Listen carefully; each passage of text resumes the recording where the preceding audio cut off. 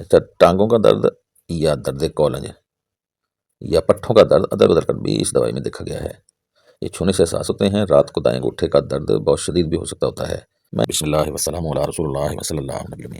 دوستو، آنے homeopathic material میڈیکا کے سلسلہ کی آج جس دوائی پر بات کرنے لگا ہوں، عام طور پر کہا جاتا ہے کہ یہ بڑے لوگوں میں سوکڑے کی دوائی ہے، خاص طور پر ان عضو کا سوکڑا جن میں فالج مار گیا ہو، یعنی فالج ہوا کچھ تو وہ ٹھیک ہو گیا لیکن جو حصے اس کے رہ گئے وہ متواتر سوکھتے رہتے ہیں، کمزور ہو جاتے ہیں، گوشت پوشت بالکل لکڑی کی طرح سوکھ جاتا ہے۔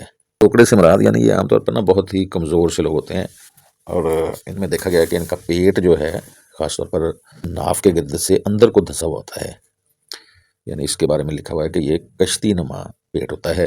یعنی عام طور پر آپ دیکھیں گے کہ لوگوں کے پیٹ بڑے ہوئے ہوتے ہیں، باہر کو ہوتے ہیں، لیکن اس دوائی کا پیٹ اندر کو دھنسا ہوا کشتی نما اس کی تشریح کی گئی ہے، اور اس کے ساتھ شدید قبض اور پیشاب میں یعنی یورن میں گریوٹی بڑھ جاتی ہے۔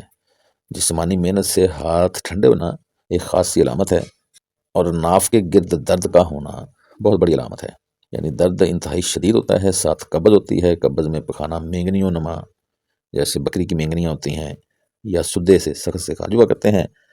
اچھا، ان لوگوں کو الرجی ہوتی ہے یا ان کو تکلیف پڑتی ہے پینٹ کی بدبو سے، یعنی یہ لوگ نئے پینٹ ہوئے مکان میں رہنا انتہائی مضر سمجھتے ہیں، یا ان کو رہا ہی نہیں جاتا، ادھر بہت زیادہ ان کو تکلیف ہوتی ہے، سانس رکنا شروع ہو جاتا ہے۔ یہ اکیلا ہو تو پھر بھی بہتر محسوس کرتا ہے، لوگوں میں اگر یہ ہو تو اس کو بڑی کمزوری فیل ہوتی ہے۔ ایک اور بڑا زبردست سا سمٹم ہے کہ آپ مختلف خواتین و حضرات کے مسوڑے غم غور سے دیکھیں گے تو کسی کسی مرد و زن پر مسوڑوں پر نیلی سی لکیر ہوتی ہے۔ یہ اس نیلی لکیر کو بھی ختم کرنے والی بہت ہی اعلیٰ دوائی ہے۔ جیسے میں نے ابھی پہلے بتایا تھا کہ پیٹ درد کی بہت بڑی دوائی ہے، تو اس میں پیٹ درد میں اپینڈسائٹس بھی ہو سکتا ہے، اپینڈسائٹس کا مقام اووری کا مقام، اور اسی طرح لارج انٹسٹائن کا مقام، یعنی یہ، اور پھر گردے کا بھی ادھر ہی پیٹ میں محسوس ہوا کرتا ہے۔ اس لیے ایسے لوگ جن کا پیٹ اندر کو دھسا ہوا ہو، جو دیکھنے میں کمزور سے ہوں، محنت سے جن کے ہاتھ پاؤں ٹھنڈے ہو جاتے ہوں، اور ناف کے گرد ان کو بہت شدید درد ہو، ساتھ قبض ہو، تو یہ دوائی ان کے لیے اکسیر اعظم کا کام کرے گی۔ اور یہ قبض پریکٹیکل لائف میں دیکھا ہے کہ یہ دائمی قبض ہوتی ہے۔ مریض آ کے کہتا ہے جی مجھے تو بچپن سے ہی ایسا ہے، اور یہ کبھی بھی لوگ پھلتے پھولتے نہیں ہیں۔ جس طرح نقص و میکا کا مریض ہوتا ہے نا، یعنی کہہ لیں کہ باڈی سٹرکچر کے حوالے سے، تو ایسا ہی یعنی یا فاسفورس کا مریض جیسے کمزور سا لمبا ہوتا ہے، اس کا مریض لمبا نہیں ہوتا لیکن یہ کمزور ہوتا ہے، تھوڑا سا بلیکش بھی کہا جا سکتا ہے، یعنی سوکڑے کی وجہ سے پٹھوں کی شدید کمزوری، پٹھوں کی کمزوری کی وجہ سے پیشاب و پخانہ خارج نہیں ہوتا، یعنی پیشاب و پخانہ خارج کرنا انتہائی مشکل ہوتا ہے۔ یہ لیڈ سے سیسا سے بننے والی دوائی ہے، یعنی یہ سیسا کے زہریلے اثرات سے فالج کا پیدا ہونا دیکھا گیا ہے۔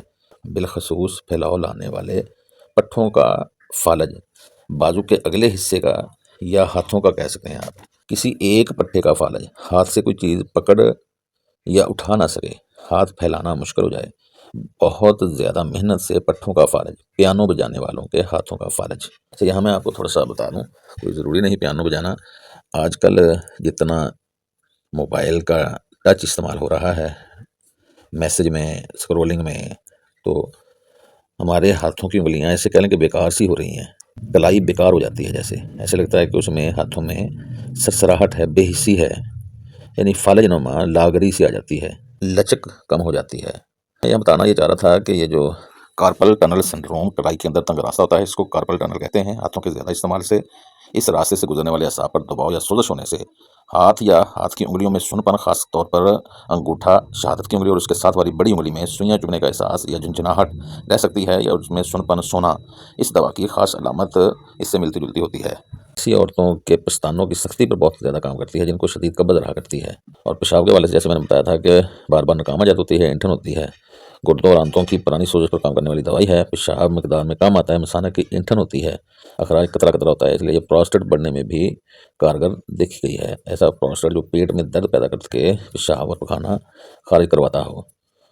تو میں بات کر رہا تھا پلمبومیٹ پر۔ والسلام۔